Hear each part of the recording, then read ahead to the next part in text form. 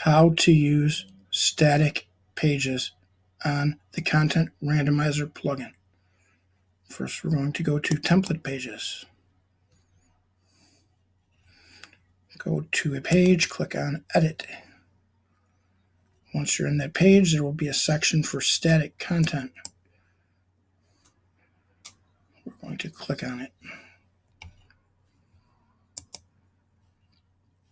So here we got 6 static content blocks. Static content block 1.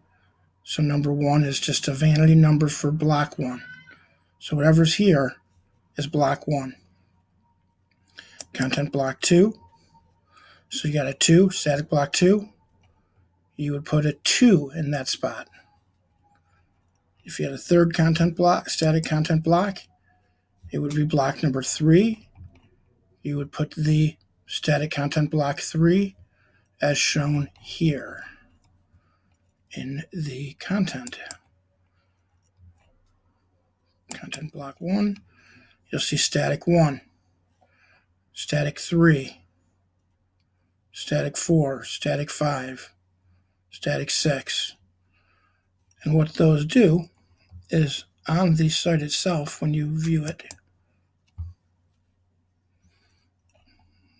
demo 1, I am using them for H2s above the paragraphs. So if I refresh the page, this will not change. This will. And they're above the paragraphs. Here and here. So those are all my static. These are not going to change.